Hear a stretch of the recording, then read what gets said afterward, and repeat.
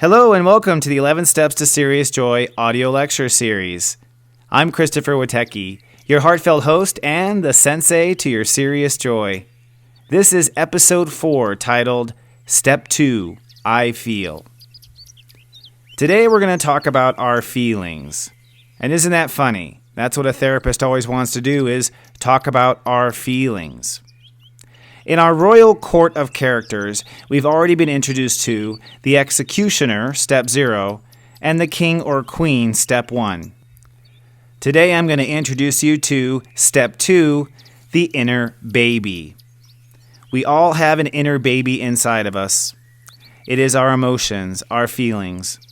And I must say, as a sensei who is trying to help people to Sirius JoY, for human beings, it's the feelings that everyone has trouble with.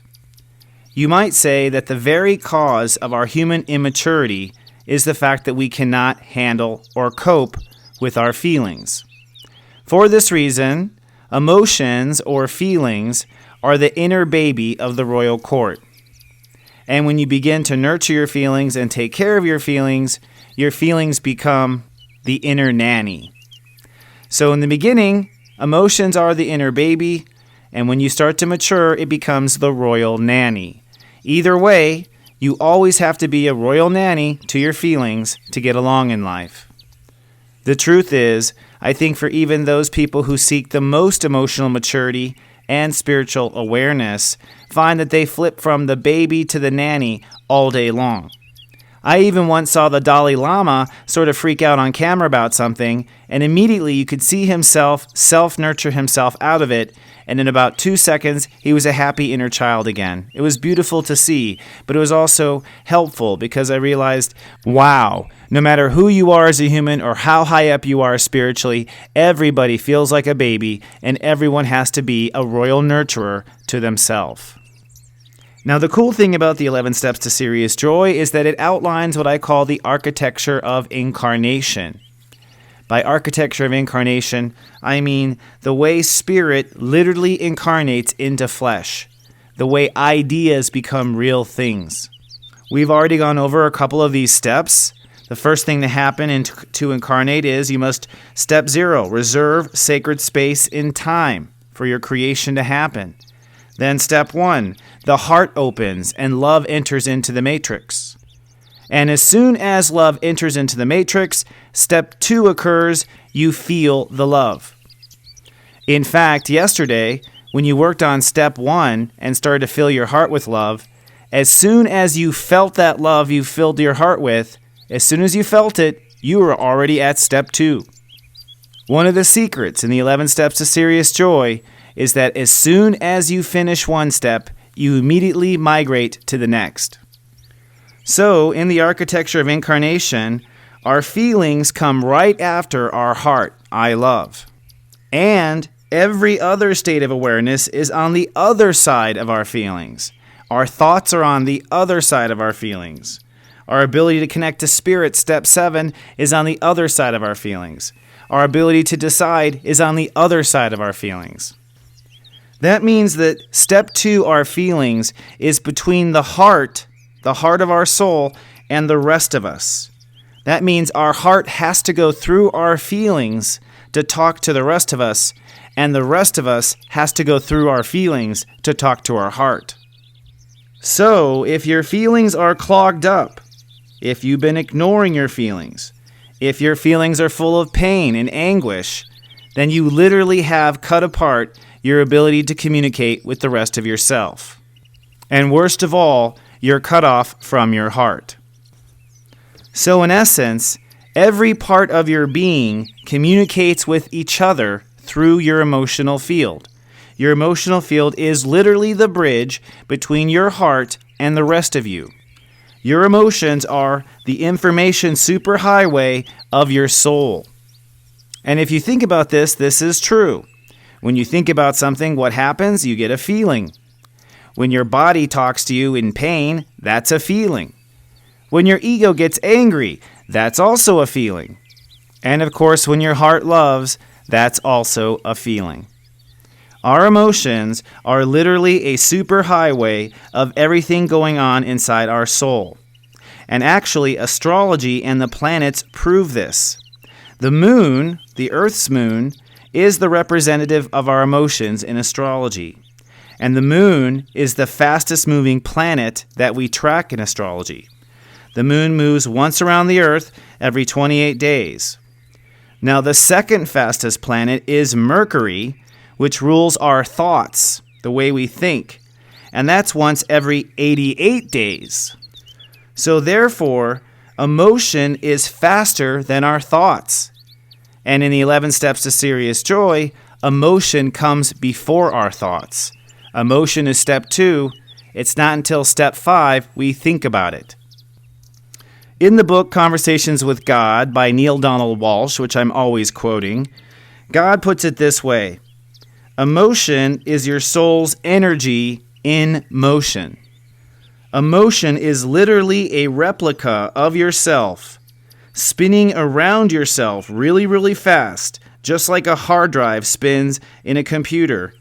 And as it spins around, as long as you stick your conscious finger in the stream, you have access to all of your soul's information at the same time at any millisecond. Our emotion is literally a satellite, like the moon going around the Earth, constantly checking on our whole Earth. And Earth, by the way, is our reality, what we manifest.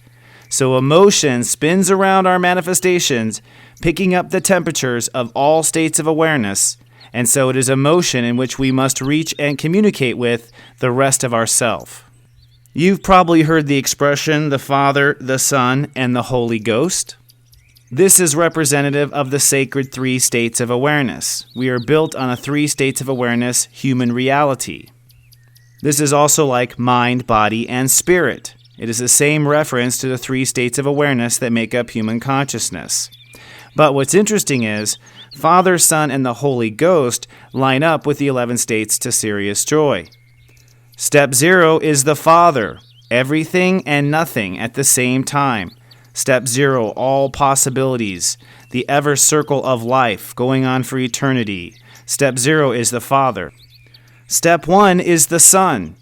The Son of God on earth is love. Love is the incarnate of God. It is the Son of God. Step 1, I love, is the Son. And that leaves the Holy Ghost to be step 2, I feel. Our emotions are our Holy Ghost. Our feelings are literally ghosts of our past consciousness, ghosts of how our other states are feeling. So in biblical terms, reality is the Father, the Son, and the Holy Ghost. That is what makes up the experience of humankind. So emotions are the language of your soul. It is how to read your soul. It is how to talk to your soul. And yet in modern society, we are taught to ignore our emotions. As children, when we cry, we're told to buck it up and get stronger. Or sometimes boys are told, what are you going to cry like a girl? And this is, of course, the result of our patriarch society dominating our matriarch society. And part of that is, I think, an effort to control emotions. We're told to just think it away. Or sometimes we'll go drink it away. Or take other substances to avoid our emotions. Science says to us, hey, there's no proof for what you're feeling. There's no evidence. So obviously your feelings are off. You're the crazy one. Yet the truth is, feelings are the language of the soul. If you check your feelings will tell you not to murder somebody. If you check your feelings will tell you that you are in danger and you better get out of there. If you check your feelings, you'll know that something really is wrong. And you'll also know something is right. Human beings actually use feelings to communicate. They don't really use words. Every time someone is hearing words, they're actually listening to their feelings as the person speaks. As they're speaking, your feelings are telling you if this is bullshit or if this is true. And this is why facts aren't important in society anymore, because facts never were. We always had to have a good feeling about it. If we have a good feeling about it, we don't need the facts, because that's how humans communicate, one soul to another through our emotions.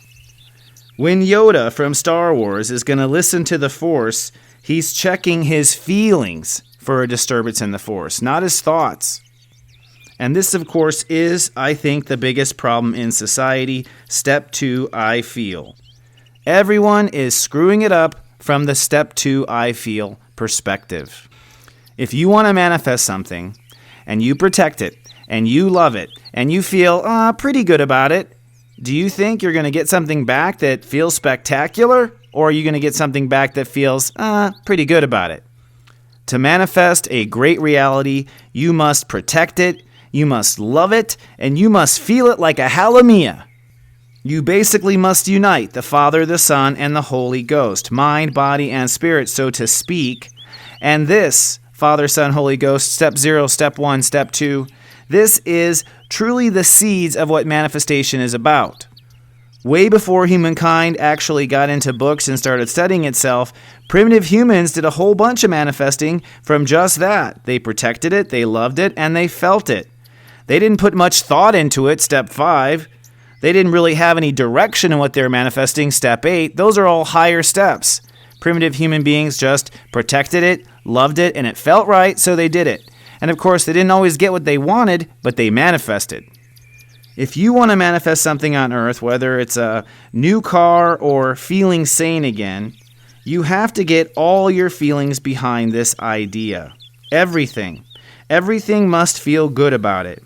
Anything that feels off inside of you will have consequences in the final product, feeling off. The trick of this is you have to become more conscious of your feelings in every moment. I always teach my Sirius JoY subscribers, every time you get a text from me, check and see how you feel. It doesn't matter how you feel. What matters is you checked on your feelings. You checked your emotional temperature. You checked your soul. The more you check on your soul, the more you connect to it into an omni-awareness, the more you become a passionate human being. And of course, when you check on it, if something's wrong, you best correct it because you want to feel better. And you do something until you do feel better when you check on your feelings. Now, if you want to manifest something into your life, you basically have to meditate on this thing like Yoda for a few days. At least that's what it takes me. If something feels off, you have to ask yourself, well, why does this feel off? What is this that feels off? And just meditate on that feeling. Now, often ideas pop in your head immediately because remember, step 5 comes after step 2. So once you harmonize on a feeling, the mind populates. If you identify some sort of icky feeling, basically you want to interview yourself. How can I feel better about that? What could I do to feel better about that? And you're basically implying or exploring step 0. I need to protect myself from that feeling. I need to get that feeling out of here. So what boundaries can I put in place to protect myself from that icky feeling so it doesn't corrupt what I'm going to manifest? Once you find a solution to feel a little better about it, you have to ask your heart, step 1, do you love this solution? Does this make you feel better? Step 2, and if it does, you have ironed out that weird little feeling. But tomorrow you might get a different little weird feeling about the situation, and you'll have to iron that one out too. This is where you will feel like a baby, and then the royal nanny will have to come in. Maybe change the diaper, maybe feed you, maybe pat you because you are gassy and need to be burped. Whatever it takes to get to feeling better brings your whole soul back online. Now, what happens is, once your emotions get really good about something, those emotions turn into passion. Passion is when all the emotions are flowing in the same direction and nothing inside of you is really resisting. So the current and the passion becomes even bigger. And this is how God actually creates abundance. When you become truly passionate about something and you law of attract another person, they can feel how passionate you are. And something inside them tells them, without knowing the facts, that they feel you're the real deal and they feel you're worth investing in and they feel they're going to do it. And so once you draw on the resources, eventually you release the product or you receive the product. If you're trying to sell something or create something, if there's passion in the product, all the customers who walk by it on the aisle will psychically feel that passion behind the product. As humans, we can feel it. Again, we don't pay attention to it. So most people will go up to the box not knowing why they're going up to the box, but I believe that emotional energy literally goes through the product to the other person. We are all psychically connected in a grid. Basically, the product is just a URL to get the passion from one person to another. It is passion that turns things into abundance. It is passion that makes people go tell all their friends about it. It is passion that makes things go viral. So if you are not passionate and feeling good about what you want to manifest, or feeling good about a direction in your life, it's certainly not going to manifest into anything big, and if it does, it'll express any of the flaws in that emotion you hadn't ironed out. So my friend, pick up your project, pick up the goal you're manifesting, work through step 0 and step 1 and step 2, and when you're feeling good about it, we'll move on to step 3, which is I believe. All right, my friend and earthly neighbor, I am so grateful for you listening in to this audio lecture series. I really feel it's going to be a huge help to your life.